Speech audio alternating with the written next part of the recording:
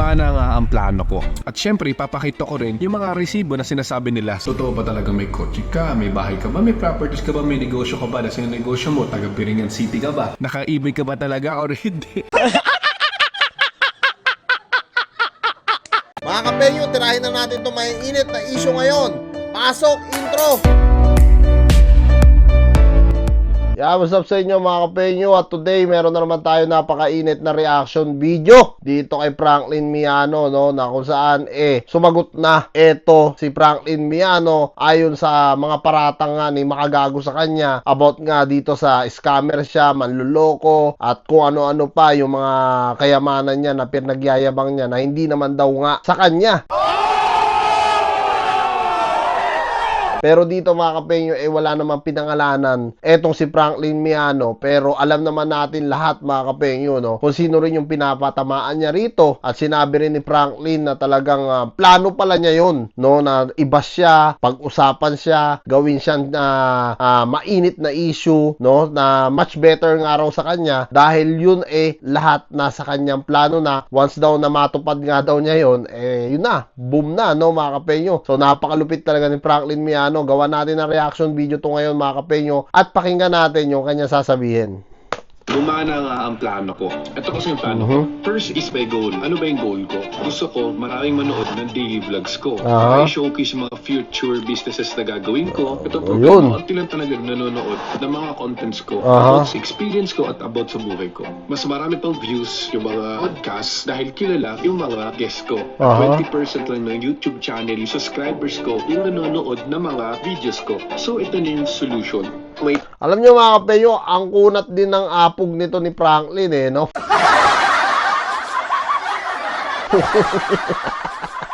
Binabas na siya lahat-lahat, no? Pero talagang plano pala niya, no? Kahit tawagin siya scammer, wala siyang pakialam mga kapenyo. Gunggong! Barinig kita sa mukha Dahil nga, plano niya yun. Na kung saan, matutuwa pa siya na ginaganon nga daw siya. Matindi tong taon to, ha. Team and I is gumawa kami ng paraan kung paano ba lumaki ang personal brand. Ginawa namin plano is i-invite ako sa iba't ibang mga podcast, i-interview ako ng iba't ibang mga tao about my accomplishment, about my credibility, about my experience. Ang gulong podcast ito is mag-create ng maraming short clips na sinasabi ko yung aking credibility, aking accomplishment, aking beliefs, and about sa aking values without any showing proof or videos na mapapatunay ang sinasabi ko.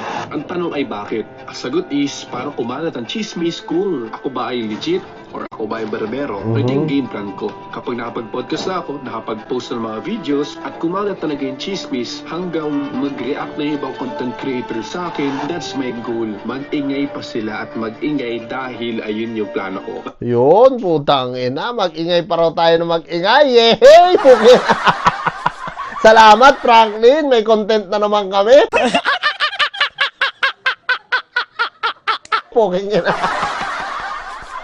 Yan ang gusto ko mga kapenyo, no? Isipin mo ha, pinag-iingay pa yung mga nagko-content sa kanya. So, hindi man niya pinapangalanan dito si Makagago, pero alam naman natin lahat kung sino yung pinapatamaan niya dito. Na sinasabi niya, mag-ingay pa kayo na mag-ingay, kahit tirahin niyo ako ng tirahin, puta, nasa plano ko yan. Tangin natin, di mo talaga Franklin Franklin At kung gusto sila magingay, dahil yung mga nanonood, gusto nila malaman yung sagot ko at gusto nila malaman yung resibo ko kung meron ba talaga or wala. At kapag maingay na, tsaka ko na ipopost yung mga daily vlogs ko about helping other people, families, friends. Gagawa ako ng contents about sa mga future businesses ko. Gagawa ako ng MSB challenge para mapakita sa mga tao na posible talaga. At syempre, ipapakita ko rin yung mga resibo na sinasabi nila sa mga comment section. Totoo ba talaga may kotse ka? May bahay ka ba? May properties ka ba? May negosyo ka ba? Nasa negosyo mo? Taga Biringan City ka ba? Nakaibig ka ba talaga or hindi? Kapaniwa na hindi nila alam kung saan ba sila maniniwala. Kaya yun yung goal ko. Pag nag-ingay na, tsaka ako magpo-post ng content para napakaraming tao na manonood. So ito yung... Ayun, so gagawin niyang content, no? Yung mga iniingay ng tao ngayon. Gaya natin, mga kapenyo, no? Na ginagawa natin siya ng reaction video ngayon. At talagang, puta, matinding tao to. Isipin mo, inuhusga na siya, gagawin pa niyang ano yun, no? Content po. Sira na ata talaga ulo nito ni Franklin, ha? I-expect nyo. Dito sa YouTube channel ko is magkakaroon tayo ng revamp dahil update tayo ng Lazy Genius Podcast. Yun, Lazy Genius. Putang ina, gusto ko yung words na yun. Lazy Genius. Gago ka ba? Pang matatalino talaga yun. Yan ang gusto ko talaga. Invite ko yung mga multi-millionaires, even sikat talaga sa social media. Invite ko sila para matuto kayo sa kanila at syempre ako na din. Pangalawa na kung ano i-expect mo sa YouTube channel ko ngayon. Pupunta na ako sa iba't ibang lugar ng Pilipinas para tumulong sa mga mahihirap, sa mga nangangailangan ng tulong. Dahil ang goal ko kasi dito sa YouTube channel ko is para tumulong sa mga tao kung paano magnegosyo na libre na walang binabayad. Yan yan yung sinasabi ni Makagago. Nakatarantaduhan nga yung mga negosyo na sinasabi mo, Franklin. Yan yung paulit-ulit no na part 1, part 2, part 3 na sinabi ni Makagago nga ron na meron ka na bang napayaman na kung saan yung kaibigan mo lang naman yung mga nakikinabang. Tapos ang matindi rito, mga kapegyo, no? Talagang tinawag nga ni Makagago manloloko to, no? Na kung saan, may proof din naman, no? Etong si Makagago nga. Pero siya nga raw, pag naipon na raw na naipon yun, gagawa nga raw siya ng content para doon. Ano kayang content yun? Surprise, ha? At yung pangatlo na ma-expect ko sa YouTube channel ko is magpupost na ako about sa life ko. Ano ba yun, no? Ako daily? Ano ba yung inaatupad ko? Sino ba yung mga kausap ko? Sino ba yung network ko? Ano ba yung mga meetings na ginagawa ko? Ayun yung ipopost ko. And this month of March is magpo-post ako na maraming mga contents about sa credibility ko, kung totoo ba, na barbero ba ako or legit. This April naman is magpo-post naman ako ng mga contents about business naman. So yung mga tips about sa pagnenegosyo, sa pag-iipon, sa productivity, about sa habits, about sa mindset, about sa character development. Tanagis, inulit-ulit lang niya, mga kapengyo yung content na sinasabi niya about sa mga ganito, about sa mga ganyan, yan nga yung tinutumbok sa'yo ni Makagago na hindi mo masagot-sagot.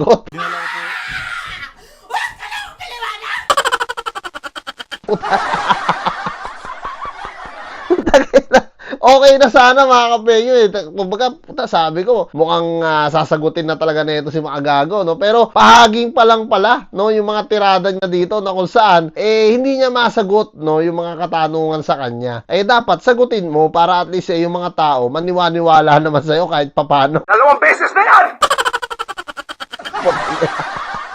Kung talagang yan yung mga ituturo mo para dun sa mga gustong mag-business na para yumaman kuno, dapat yan, nasasagot mo rin. Hindi yung ganyan, di ba? About sa do and don't sa paggagawa ng negosyo at hindi lang yun, gagawa rin kami ng content. For example, is maghanap kami ng negosyo na palubog na at papasok kami doon at gagawa kami ng paraan para umangat at umahon using my help and other help also.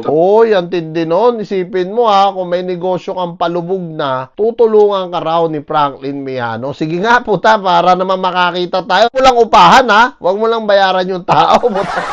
Yan yung gusto ko para makakita naman tayo. Mga connections ko at sa mga network ko. At syempre gagawa din ako ng content. For example, gagawa ako ng business from scratch at i-document ko step by step para sa mga nanonood, alam nila kung anong gagawin nila. Ayun, no? Step 10 na hindi lang outsourcing business yung tinuturo ko. Next time magkakaroon tayo ng series na 3 tao. Kukuha ako na isang estudyante, isang empleyado at isang tambay. Sila successful in less than 1 year. So, uy, putang ina, malupit yun Isang tambay sa kanto, tapos papayamanin daw niya in less than 1 year. Putang ina, grabe to. Matindi to. Mas masarap tumae kaysa kausap ka.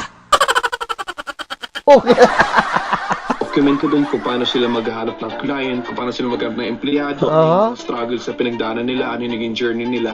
Kita nyo kung posible din ba sa inyo, kung marireplicate nyo din ba. At ayun, video na makikita nyo sa YouTube channel ko. Lastly, this is my announcement sa mga estudyante ko dyan sa MSB Academy. Magkakaroon tayo ng pare-bagong version ng MSB Academy. MSB, okay? Magkakaroon tayo ng updated tips, tricks, strategies, template, at marami pang iba. Magkakaroon tayo ng mga events, tayo ng mga meetups, at hindi lang yung magkakaroon pa ako another digital products na ibibigay ko din sa puta, sa sobrang talino pala nito. Talagang ang dami niya ng plano. Kahit ako, hindi ko na mabasa yung mga plano niya. Sa sobrang talino nito ni Franklin, kaya talagang doon sa sinasabi ni Makagago sa kanya, no, point by point, talagang hindi nga niya masagot. Kasi kung ako yun na hinuhusgahan ako, alam ko naman sa sarili ko na wala akong nilolokong tao, sasabihin ko, sasagutin ko talaga yan, no? Ang problema rito, pinatatamaan lang niya yung iba, tapos sasabihin niya, gagawin niyang content nga daw lahat doon. Kumbaga, tirahin lang daw siya ng tirahin, tapos pag napuno na daw yon at nakilala na siya ng nakilala talaga, dahil wala nga daw nanonood sa kanya gano'n. Paano may manonood sa'yo? Wala ka pa napatunayan. Ikaw lang yung yumaman eh. Yung mga gusto mong payamanin, hindi pa yumayaman. Paano may manonood sa'yo? Ay, naka. Nyo for free. Wala kayong babayaran ni isang piso. Gusto ko lang tulungan nyo rin sarili nyo na umangat at to help other people kapag umangat ka. Ano ba yung mga natutunan ko sa plano ko? Ito, yung mga fans ko nandyan talaga. Nandyan lang talaga sa tabi ko. Maraming mga nakakilala sa akin na sinasabi nila sa akin na Coach or Frank, okay lang yan, nandito lang sa tabi mo, natutulungan ako sa mga videos mo, etc. etc. Kumbaga, ang dami pa rin talaga nagsusupport kahit kumakalat na talaga yung chismis na yun. Next naman, ang natutunan ko naman is yung mga haters is parte ng buhay yan at parte yan sa pagiging successful. Hindi naman yung totally mga haters mo. Ang doon sa mga taong yun, naghahanap lang sila ng proof, no? Na kung saan, may napayaman ka na talaga. Hindi yung, ikaw lang yung yumayaman. Diba? Na kung saan, pinakita mo na nga, nakapunta ka ibang bansa, meron ka sasakyan. Ang tanong nga dito, yung mga tinuturuan mo na gusto mong yumaman, nasaan na sila? Yumaman ba talaga? Baka hanggang ngayon, nasa lusak pa rin, ha? Kasi sa Pilipinas ka, na lahat ng mga tao dito may masasabi at masasabi sila. Pero ganun talaga ang buhay eh. Wala, hindi naman natin sila madidilit sa buhay natin. Diyan talaga yan at kailangan natin sila para ma-enhance pa yung positivity kaysa sa negativity. Majority ng mga Pilipino may hiling sa chismis. There's nothing new about that. And lastly, na natutunan ko dito. Alam mo, yung banat sa'yo ni Makagago, no? Ito, hindi sa kinakampihan ko si Makagago, mga kapengyo. Yung banat sa'yo ni Makagago, hindi naman total chismis yun eh. Totoo po yun, yung sinasabi niya sa'yo. Hinuhusgahan ka niya na dapat yun muna ang sinagot mo para mapaniwala mo talaga yung mga tao na isa kang legit. Diba? Hindi yung inulit mo lang na tutulong ka sa mga tao, yung mga tinuturuan mo, gusto mong matuto. Diba? Inulit mo lang. Yan din yung mga content mo eh. Sa plano ko is meron talagang taong na mabilis maniwala talaga sa miss. For example, sinabi, nakita lang daw ako, taga Makati, naka-e-bike. Unang-una di ako taga Makati. Halawa ko lang akong e-bike. Tapos meron pa daw isang chismis na nakikitira daw ako sa bahay ng kuya ko. Madami pang iba na hindi naman confirm pero ang dami naniwala. Pero yun talaga Pilipinas, wala tayong magagawa. Kaya ako ginawa tong plano na to para pumalit yung chismis para pag pinost ko, de lahat ng anak. So yun lang. Kung gusto nyo makita yung mga videos, ipopost ko sila dito. Try ko mag-post 2 times a week or 1 times a week kung hindi kaya. So just click the notification bell. So yan mga kapengyo talagang malupit ang self-confidence nito ni Franklin pala mga kapengyo na kung saan talagang pag naipon ng araw nga na lahat ng mga haters niya o basher niya. Kayo naniniwala din ba kayo na tambay in less than 1 year payayamanin ni Franklin Miano? Wala pa ako nakitang gano'n, pero pag nagawa ni Franklin yun, doon na ako sasaludo, baka kampihan ko pa siya, no? Pero sa ngayon, hanggat wala siyang pinapakitang proof or sinasagot yung mga katanungan sa kanya ni Makagago, ang hirap pong paniwalaan nito. Eto Franklin kung napapanood mo to, hindi mo ako basher, at hindi rin ako galit sa'yo. Pero ang akin lang bro, ipakita mo rin kung talaga bang may napayaman ka na, hindi yung pansarili mo lang. Kasi yan nga yung pinupunto sa'yo ni Makagago. Ikaw lang ang yumayaman, kayo lang ang yumayaman dyan sa sinasabi mong grupo mo. Pero yung mga tao na sinasabi mo pinapangaralan mo at yung mga tambay na pinapayaman mo, nasaan na sila? Yumaman ba? Nga. Ewan ko mga kapenyo, kayo na lang ang bahala humusga mga kapenyo dito nga sa mga sagot ni Franklin Miano sa mga katanungan natin lahat. Anyway mga kapenyo, maraming salamat at kita-kits na tayo sa mga susunod kong reaction videos.